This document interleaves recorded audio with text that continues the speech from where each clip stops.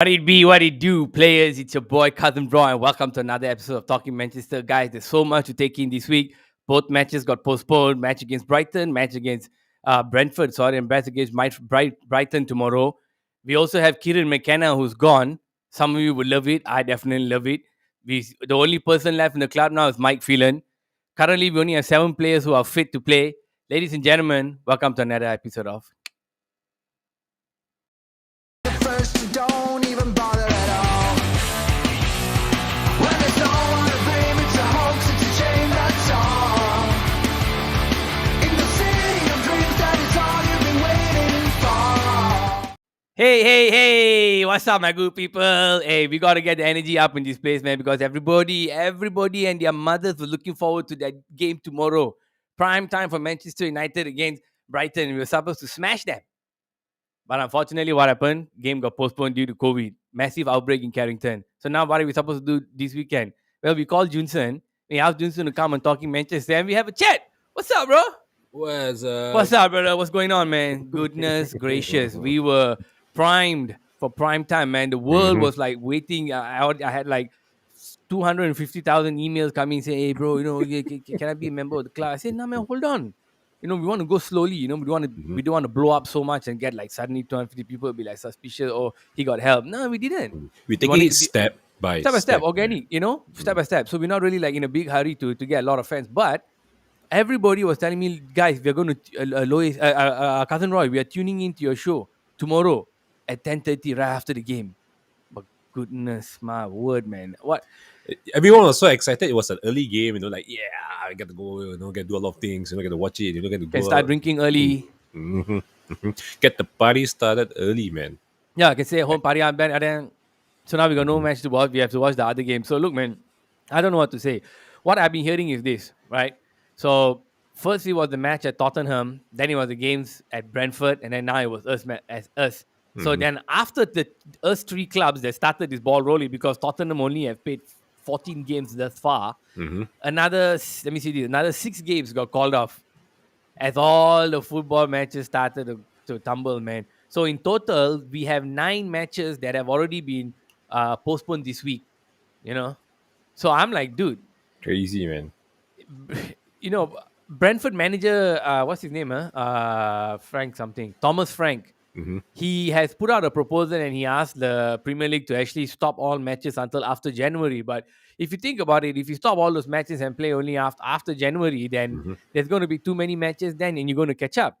So maybe teams like Liverpool, who have already played the full 17 matches, they'll be like, hey, sure, postpone all their matches because we won't have as many to play. We will have more time to rest. But clubs like us, Manchester United, Chelsea, Leicester, West Ham, it's not worthwhile, man. Yeah, I mean, the thing is, if you look at it, also, it kind of disrupts the momentum of the team as well. And then with Ralph just coming in, trying to build that momentum with his style of play and so on. I mean, we kind of lost it a little bit, but I mean, there's a little good thing about that as well. He get to, like you said in the last show, he get to implement his thing. They can now sit down and Zoom together and watch videos. Yeah. So unfortunately for him, I wonder how many players he has to work with him because obviously now you close the thing because on Tuesday night, Wednesday or Tuesday night, there were 9 players who were available to play, right? Okay, not enough. They asked to postpone because I think what they told the EPL was that, hey, we might have more. So they said, okay, let's not go, let's not travel, let's not let them come, so let's postpone the game. Made sense to me. But then he went to 7 by Saturday, and that scared me, which means in those few days, they didn't give us daily updates. They only gave us the update, the 7 now yesterday. Oh, yeah, for sure, yeah. Just a bit about more than 24, about less than 48 hours, we got the news that this game against Saturday was postponed. And I said it before, so I said, probably this one is gone. So it's kind of disappointing, but let me break it down and let you all know why this is happening. Okay, so just checked up a little bit on the news earlier. So Omicron has taken UK and now kind of by storm because these guys are not really made compulsory to wear masks. They are not really social distancing. I was even checking out Goldbridge earlier, and Goldbridge was saying that he went to the pub last night, and I'm like, okay, fine. But this is what happened in UK. Cases in UK on Thursday was a record 88,376 cases. And this Damn. number is up 2/3. So you divide it by 3, you're about 20 something, 20, 20, 27, 29, 29 plus, right? Just Mhm. less than 30,000 2 weeks earlier. So it was 30,000 2 weeks earlier, and he went up to 88,000 now. And For a that's only the day. lab results. So apparently Damn. the actual figure is probably nearer to about 100,000. So Especially those now, that doesn't get themselves tested somewhere, right? yes, exactly. And then Mm. now, 2 days ago from us today, the Premier League recorded 42 positive tests, and this is up 30 on the previous week, man. So they had only 12 cases last week, which is probably Mhm. the Spurs games and the whomever's helped me out Mhm. here a bit. And 12, and then Spurs and 30 this Brighton, if week. not mistaken. Was Spurs that and Brighton Brighton. also? Wow, Yeah. Brighton, they played two No, games, huh? I know it so well because my team, my FPL team, got both Yeah. players. Oh God, FPL. Goodness. Yeah, Mm-hmm. they got Mm-hmm. bombed. So they said that for 30 this week. Mm-hmm. So it's really spread, man. So now they started the UK had this thing called Project Restart. Mm-hmm. So Project Restart is where they restart the protocols where you're supposed to wear the mask, social distance, less people, not going out. Don't know whether they're going to implement the curfew. Is your version of MCO again, lah? Correct. That's right. Like their version of lockdown, but theirs is 2.0. way more lenient than Crazy, the man. our. Yeah, it's Our crazy. in Cousins Roy's corner, we are cool. I'm the king of this corner, man. So my guys, Mm-hmm. my subjects are all well looked after. So Project Restart means you must face coverings to be worn indoors, strict social distancing, and limited treatment time. So that means in the hospital you Ooh. cannot like whatever treatment, and there will also Yeah, be fair daily point. tests for players. So they're trying to quell the so kind of worrisome, bro. Whoa, I mean, like if we go ahead, go. I mean, I still feel that they let loose a little bit too fast with that whole no need to wear masks. I mean, they loosen up the whole restrictions a bit too fast. I feel. Partially, I think because they wanted to get everything started back again. I mean, I don't blame them if you're looking at the economic standpoint. It is something that they need to do, but I feel that they just shouldn't overly let it loose so fast. When you look at it, the stadiums are full, and it started actually ever since the Euros. In the middle of the year, and when I saw that, I was like, sure, they are starting to allow so many people in, and then when they announced that the EPL, stadiums are now fully open. There's no need of social distancing and so on. And when that happened, it's like a literal ticking time bomb, and see what happens, man. Look, Crazy. they had the Euros. Mm-hmm. So they already like went crazy over there. And I remember saying in that show, so I say, hey, yo, this is a bit nuts, man. Like they're Mm-hmm. actually letting people travel. Maybe it wasn't super full, all the stadiums. Granted, they were playing your own country, some away. Like England played most of theirs at home, still lost, goodness gracious. So it's come a point where they wanted to adopt those policies because in Europe you have a little bit Mm-hmm. more leniency. Fair enough. You want to give them more rights. Fair enough. But then this comes to my second point. We are paying tons of money in order to watch these games. Mm-hmm. They are all going through cable, they are all going through paid subscriptions, they're all going through heavy paywalls just to watch these matches, and they are freaking replayed.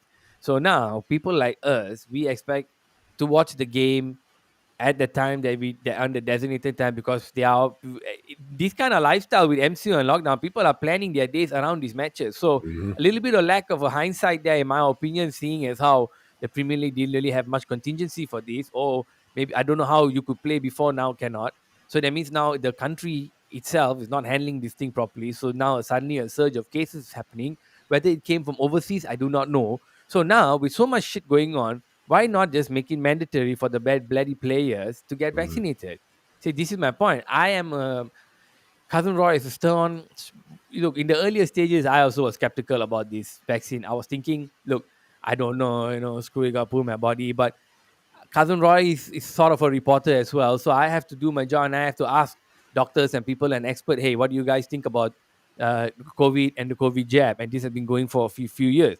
After gaining much knowledge, Cousin Roy is now here, strongly able to present to you and tell you safely that you and your family members will not die if you get vaccinated. Yes, you can still catch it.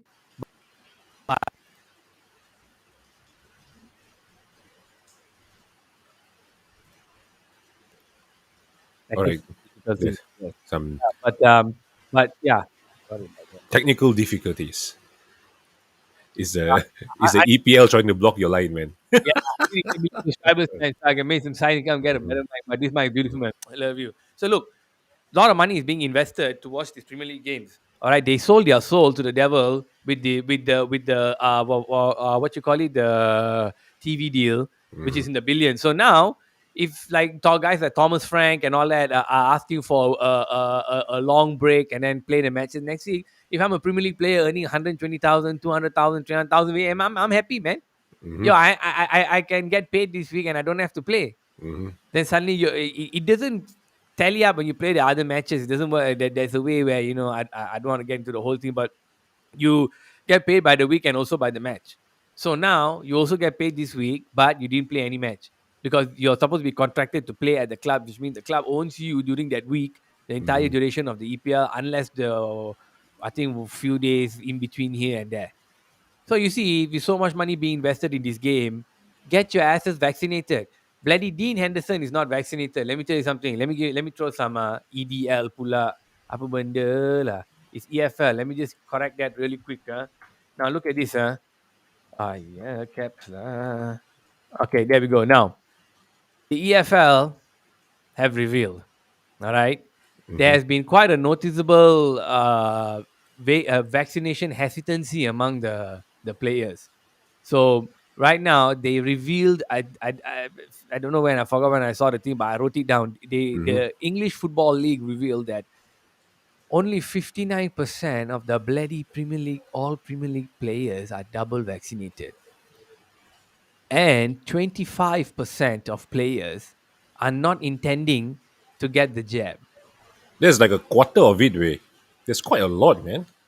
And it is believed in the Premier League, right? So this Mm-hmm. is the whole league, League One, Championship, whatever shit down there, all Mm-hmm. that. In the Premier League, 68% of them are not confirmed but believed to have had the first two doses. 60 Believe fucking eight. it's barely half, man. I mean, barely half, man. I would like to repeat those numbers again. 59% of all footballers under the English Football League are vaccinated. 25% do not want to get the jab. But just in the Premier League, 68% are believed to have had the first two doses. Give or take 5% lah. Okay, let's say 63 plus minus 5%. Let's say 63%. And the current British rules is that a booster jab is necessary for protection. So they are encouraging it. But Yo, if you don't take a, I mean, you if you're not even vaccinated, how do you get a this booster jab? this is It's just a jab. so no, yeah. So their policy is if you got two, we are encouraging to take the third, and we are giving it. So now they are encouraging you to take more. So they are down with the sickness, but there are 32% of Premier League players who are not gonna. That's why I say when Dean Henderson did not get vaccinated, that's why Ole kind of dropped some hints about it. Maybe 'cause he's a nice guy, he probably got trapped by the reporters or something. And someone wrote an article where he dropped the hint Dean Henderson, and he's not. Bruno Fernandes, I'm pretty sure only got one. And he said, "Oh, I better take what during the break, during the whatever Euro shit or whatever." And then after he came back, said, "My friends didn't take. If my friends didn't take, then I also don't take lah." Mm-hmm. So that's what's happened. Some things have come to a standstill. So you have guys like Rashford, who is out there openly saying, "I took, I'm double, man. Rooney, I'm double, bro." Things like that. So my opinion, I say, look, man, this is some bullshit. Your fuckers better just go and get vaccinated. I mean, you look at the US especially. A lot of companies are actually implementing the policy where if you don't get vaccinated, you can't come to work, and they won't allow you to come back to work. And in fact, I think if not mistaken, some of them they even terminate their contract. If not mistaken, they make it a mandatory thing. And the thing, like you say just now, I mean, you are being paid to play. You have an obligation to play. I'm not saying that it's like you they have to force you to do anything, but it's an obligation to play. You are a professional athlete. This should be something that you have to think of and you have to do. I think clubs should also, really, like you say, get them to go and get vaccinated because I mean they're going to be having a lot of physical contact with any player. No, You need, but yeah. do you think it's mandatory for them to get vaccinated? Again, sorry. Do you think it's mandatory for them to get vaccinated? I Before the think show, I it's asked them. yeah. I think it's highly encourageable for them to get. I mean, knowing how the UK laws or rules are, they can't push people to do certain things. So I think their hands are tied. I mean, as well. But I think they should make it mandatory for all players to take because again, they are. No, no. The UK, they already made it. I mean, they didn't make it mandatory, but you. Before the show, you told me what, that I won't force. If you want to take, take. So do you still? What about this one here? This situation. Do you think they should be they must take the footballers must take the jab? I think they should. Mm. I think because they're professionals and their job itself requires a lot of physical contact. And just imagine if they say you are vaccinated and there are like thousands of fans going to watch the match. And what if you are one of a carrier and you spread to the thousands of what you call fans in the stadium? My thingy was like was very concerned about the travel because you're going all over Yeah, the and that country, as home and well. away. Correct. Yeah, they made the locker rooms bigger and all that nice. They had like separate locker rooms, and the Premier League even like kind of helped to give them guidelines how to set up locker rooms in COVID time. But then now they what do you call it, ease those restrictions, and now they have to make it stricter again. So it's back to the go finish play and then go back straight. But the thing is, Kind of thing. I think I was reading that one of the article that they mentioned as well. They said as much as the club can control within the club when they are at the club, but when they go home, Mm. that's when all these things start to Then happen. they I do a mean, Maguire lah. yeah, I mean, they go out and party, they go and eat, they call their friends You know, over, they Klopp go to the said. Klopp has Klopp mentioned it. He said that the whole vaccination thing for me is a question of solidarity and loyalty, and it's a team togetherness, a team thing. So he said we all have the chance to help not only ourselves but other people as well by getting vaccinated. exactly. Respect, lah, bro. Respect. I mean, I gotta hate on your team, Yeah, lah. But but man, respect, lah, yeah, I bro. mean, You're a good man. You're a should good be the man. mentality. That is the. I mean, like you say, they are professional footballers. They are the icon and faces for whichever region they come from. For example, like you say, if it's Manchester, the entire Manchester region. If it's Liverpool, the entire Liverpool region. So they are an icon, and they should, encourage people to do that, like you say just now. Yeah, I give him props, lah. I give him props. I love it because so that means the Liverpool team, everybody's like, yeah, we'll get vaccinated, guys. We're on a journey to win titles and all that. We all need everybody here. Coach already said, like, get vaccinated. We are not Kyrie Irving and his team of experts or Aaron Rodgers. By the way, Kyrie Irving is a basketballer and Aaron Rodgers is the NFL quarterback for the Green Bay Packers. Kyrie Rodgers. Kyrie Irving has not played a single game for New York Nets because he refused to get vaccinated. He said his team of scientists have found out that he doesn't need it. Aaron Rodgers lied to the press in the beginning of the season. He said he's protected, and then he caught COVID. When you catch COVID, you have to fill up forms in US. He filled out forms. He said he was not, so he lied. So he got a lot of shit for it. So Klopp has the players have in Liverpool have realized. Look, coach is saying this. We are not Kyrie Irving or Aaron Rodgers, so we are going to take it. I love that. I was very disappointed to hear that Henderson didn't take it, and Bruno only took one. I'm calling them out. Hate me if you say lah, I'm wrong. I don't give a shit. You got proof to say I'm wrong, say so. But I hate that. I was so disappointed with like like Oli not telling them like, hey, let's just all be together lah. Like Correct. show me what you have that says it doesn't work and it's bad for you. I mean, even recently, I think Kevin De Bruyne he did mention it took him a while. Even now, when he do his sprints, a certain time he couldn't catch his breath, and that is like after how long he recovered from COVID. So Look, the, yeah, the mandate for the thing is like this. If you catch COVID, right? Okay, you have to if you're not vaccinated according to the Premier League, all right, Mm-hmm. and you need to and you get COVID, you need to isolate for 10 days. So that means, right? Let's look at this. If we have 3 to 4 players, Mm-hmm.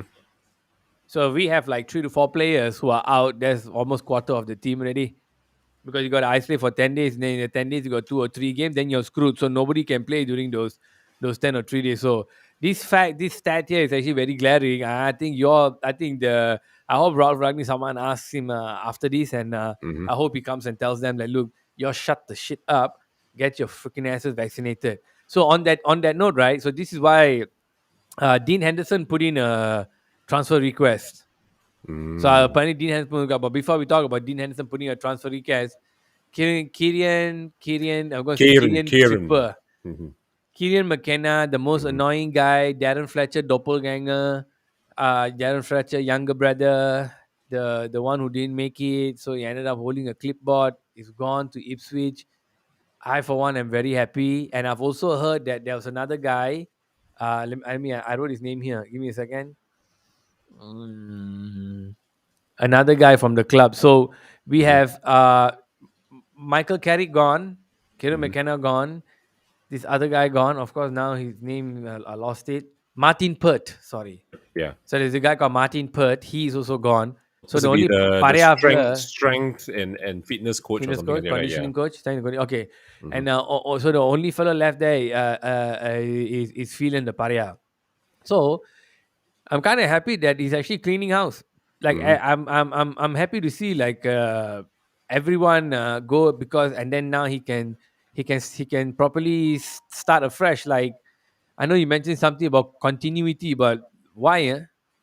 No, the thing is, if you look at it, right, for me, I always believe whenever a new coach or manager come in, I think even Ralph did mention when he first joined the club.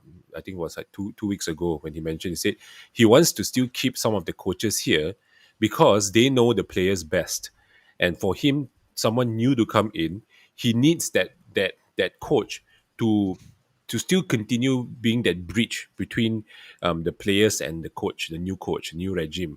So the thing is, for me, I was a little bit sad that McKenna is gone because I feel that I still kind of think that he still can contribute a little bit to the club. I just felt that he was promoted too fast, from the youth ranks all the way up. But to be honest, I mean, the only one left with Mike Phelan there, I really don't know what's his role in the club. Even Ralph was trying to explain, but again, I don't know what's his role at the club. They say he's the assistant manager, but if you look at it during matches, Carrick and McKenna seems to be like more like the assistant. And if you look at it, even during the match, when Oli was like discussing, he barely discussed with Mike Phelan, and Mike Phelan was just sitting there, and that's it. He So doesn't do now, much. so now So that what's his everybody, role? so now, Ah, yeah, look, I don't know. Phelan wasn't doing shit before, so that's why I put down there as a Parea still hanging around. But now that everybody is out, there's no continuity. that's the thing. So not, that's one of my concern actually, to be honest, because the last time we saw something like that happen was when Moyes came in. He literally cleared all the stuff, and then he brought in all his own people. And when I knew you were going to say that, but go ahead, yeah. yeah, when he brought in all his own people, a lot of them they have not have that how to say, the winning mentality back then. So when they brought in everything, so they tried to change everything. And if you notice, even Real Ferdinand was saying, no, the entire training regime, the coaching, everything has gone like a little bit like small club mentality already. So that is something that we really need to think about actually at the moment. I'm not saying that Ralph is not a great coach or a great manager.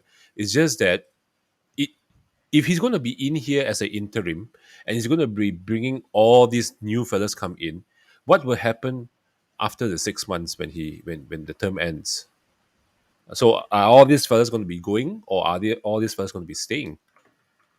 And then if they are staying, and they say now they're going to hire a new coach or a new manager that is going to be coming in, what will be what will be their role now? Will they continue being there, or this new coach will come in and reset everything all over again? So I feel that that's that little dilemma there, especially with this whole interim thing going on. and it kind, I don't know, it feels, I don't feel comfortable with it actually, to be really honest. Okay, here's where I think it doesn't matter. Why? Because when David Moyes came and took over the club that time, he was taking over from Alex Ferguson, who had been there 25 years. So to come in from a guy who was there 25 years, with coaching staff who'd been with him for a decade, with a few coming in and out, solid base, was the stupidest bloody thing to do. In hindsight, it may be easy for us to say, and but the second thing that he fucked up when he came in was, apart from cleaning house, was he alienated his top player Rooney. He should have been smart about it. He should Mm-hmm. have realized that I need this guy to be on the training pitch and not do that. Third thing he did badly was he changed the whole way these guys had been playing for 10 years by saying, okay, we won't tell you until the day before, like who the fuck is gonna play, when they were used to it. Yes, as professional players, they should adhere to him, but you Correct. don't go and change a winning team. So that's why I think, okay, so that's my first point, why I think your point that doesn't matter in this situation, because Mm-hmm. Moyes came in, took over for Alex Ferguson. Now we are a mess. Now Mm-hmm. we're in seventh place. So we threw Moyes out after less than a year, and we brought in Van Gaal. Mm-hmm. Van Gaal came in too strict, no this, no less, super arrogant. Okay, maybe that's what we needed coming to a big club, but he changed the way we play so much. Didn't get got some one or two, some of the players he wanted, didn't bring out the best in them. Playing the win back thing all went to shit. Overtrained, and they got injured. So he had to get kicked out. He also brought his team. Then Mourinho came in, tried and tested, brand new, fresh, still current. He brought in all his brand new stuff. Player power came into play. Now, Oli came in, became a player's player, managed to take us from the doldrums, and then in the few years managed to build us, but did not have the experience to train a team with solid firepower. So now he brought in all these young fellas thinking, okay, we are a young team, we build from 1 year, 2 year, 3 year, build all the way up until now, and then things crumble. So now, if Ragnick wants to come in and keep any of the guys from the past, I think the past week or two, whatever he's been here, he already said he tried to get Carrick back, but Carrick didn't want to stay. Mm-hmm. And he never said he wanted to. I mean, I think in the press he said, "I like to work with these guys here and there," but I think secretly he was thinking he can't use these guys anymore. So that's why I think, if as far as this point is concerned, I think you want to do that comparison between then and now. I think it's a bit different, because I think now if you clean house fully, we are talking about one guy who wants to be a consultant, which means in maybe the club is not thinking to win anything. I mean, this year's chocolate, that's for sure. Mm-hmm. Maybe the year after, maybe in 2023. So yeah, that's on this point. You wanna add I anything? mean, What I yeah, said? but Yeah, then again, who will he be bringing in when he's losing so many people already? So he's already that's got those another. two guys, what, Sasha Lenz or whatever, Yeah, and but the that thing is, yeah, Chris correct. Hammers. Quick, I mean, yes, the Sasha Lens is more on the sports psychologist, but in terms of coaches, Mike Phelan. this That's why Mike Phelan is there. So he can handle the training on a daily basis. Ragnick's handles training with him. I Can don't. pick up the I cones. let Do the me say this cones. again. I don't know what Mike Phelan I still does don't know. anymore, man. I don't know what he does, man. I think he just go there like, then that's it, gone. After that, So you see, dude, to your point, right? I don't know, bro. I gotta say, I don't think I think it's okay to let everybody go now, because you got a bunch of world class players, and you got hands. Your youth team setup is all the same guys. hmm They already extended. They're going to, or maybe by now they would have extended Ilanga's contract. So hmm new coach came in, extended Ilanga's contract. So he's identified him one of the guys for the future. So I think it's okay to clean house. Let everybody go. Fuck 'em. What do you now? Now your turn. Let's go. Now how? again, I mean, I'm still standing by my thing. They should still at least keep someone there. I mean, now Okay, Mike, who since should I Mike, keep? I mean, to be really honest, I feel that Carrick was actually a No, good but one to Kerry didn't keep. want. Exactly, he didn't want. He didn't I keep Kerry. No, the Kerry didn't want. Now, just like what I mentioned earlier in the last two show, is because of the amount of nonsense that they were getting. I mean, the fans are all hoarding over them. Remember when Oli was there, then they say, oh, when he got sacked, they say, how come the entire backroom stuff is still there? They should leave by themselves, blah blah blah. And then after that, when Carrick did kind of good job, like, oh, he managed to stabilize it. Oh, actually, Carrick should stay. Everyone started to be like, they say one thing at first, then they say another thing. Then it was, oh, Oli should go, Oli should go. After that, oh, Oli's a legend, lah. A bit sad to see him go. So the thing is, when they say like that, you should stick to it. For me, I didn't say Oli should go. I think his time looks to be up. He seems to be like out of sorts, but they maybe need to get someone to revamp his backroom stuff. Like maybe get another different assistant. Remember, I was saying that, like how Ferguson keep reinventing himself with new assistants. But again, the last week, the entire thing was very toxic, especially when they lost to Watford. It was very toxic. The whole situation was really very bad.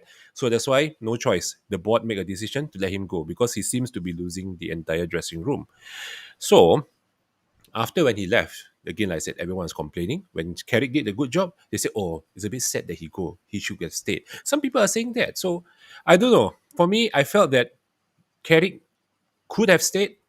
Maybe he felt that the toxicity is very bad. And he decided, you know what, I have enough.